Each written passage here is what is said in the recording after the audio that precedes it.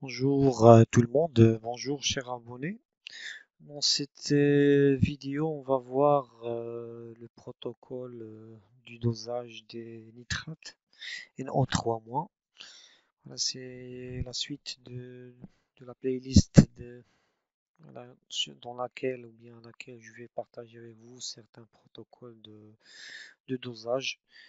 Voilà, je commence avec le principe de ce dosage. Cette méthode de dosage colorimétrique des ions nitrates est applicable pour des concentrations en ions NO3- comprises entre 0,15 et 15 mg par litre. Et en milieu anhydre, l'acide sulfosalicylique obtenu par l'action de l'acide sulfurique sur le salicylate de sodium donne avec les nitrates un mélange d'ortho et de para-nitrosalicylate de sodium. Et en milieu basique, l'anion nitrosalicylate est libéré et sa coloration jaune stable permet un dosage colorimétrique à la longueur d'onde 415 nanomètres. Voilà, c'est ça la réaction qui permet ce dosage. Et voilà, l'adjonction aussi de tartrate double. Alors on verra ça par la suite. Voilà, ça c'était le principe. Le mode opératoire, on vient voilà, pour tracer la courbe d'étalonnage et faire le dosage. Voilà la série de capsules ou bien de flacons que vous devez réaliser ou bien produire. Voilà, il y aura un tube test et on prend quatre tubes ou bien fioles. Voilà, vous pouvez en prendre plus. Voilà, ça nous permet juste de tracer la courbe d'étalonnage. Et voilà, la solution fillet étalon qu'on va utiliser de nitrate en millilitres, on va utiliser 0,005 g par litre en concentration. On va mettre 0 millilitres dans le tube test, voilà, qui va pas contenir de nitrate, ça c'est normal. Après, on va mettre 1, 2, 5, 10 millilitres de nitrate pour qu'on voit voilà, l'augmentation de la concentration de nitrate dans chaque fiole. Pour l'eau distillée, on va partir avec 10 millilitres 9, 8, 5, 0. Et la solution salicylate de sodium en millilitres, on va mettre 1 millilitre dans chaque fiole.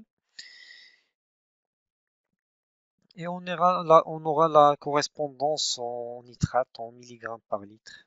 Voilà. Bon, je passe à la procédure, comment on va procéder. Voilà, il faut évaporer à sec au bain de Marie ou dans une étuve portée à 75 degrés.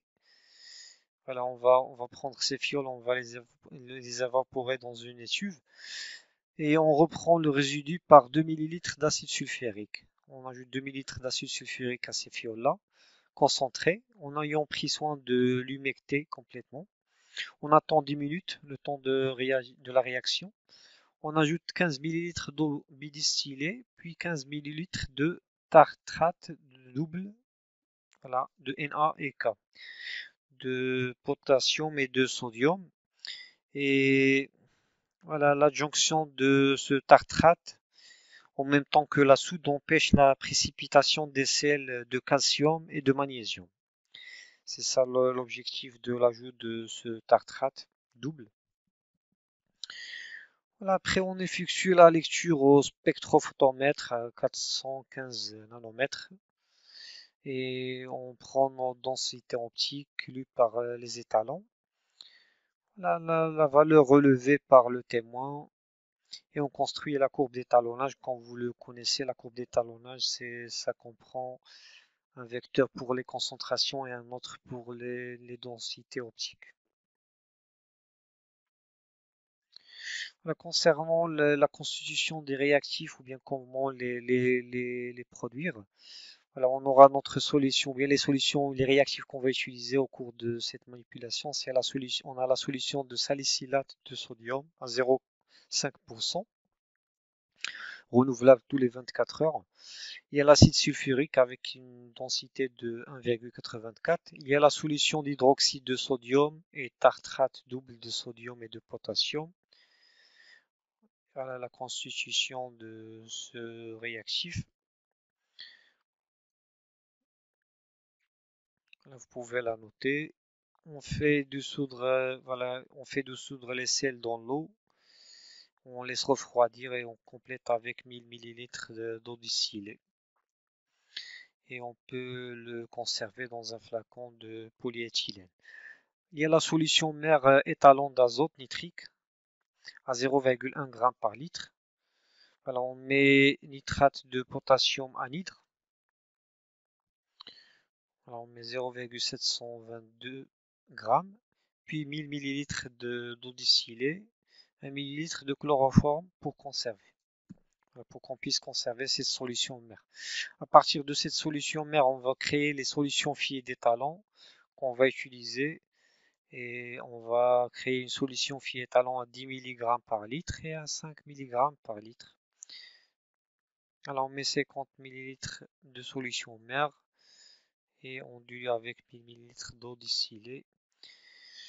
Concernant l'expression des résultats, voilà, il faut établir la courbe d'étalonnage à partir des concentrations des solutions d'étalonnage. On va en déduire la teneur en azote de la prise d'essai en tenant en compte les éventuelles dilutions pratiquées.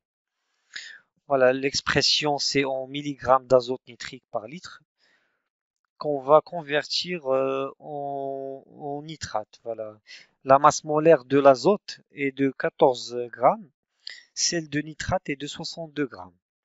Et voilà, on peut convertir la concentration de nitrate d'azote en nitrate, voilà, en multipliant par 4,4 ou bien 4,43.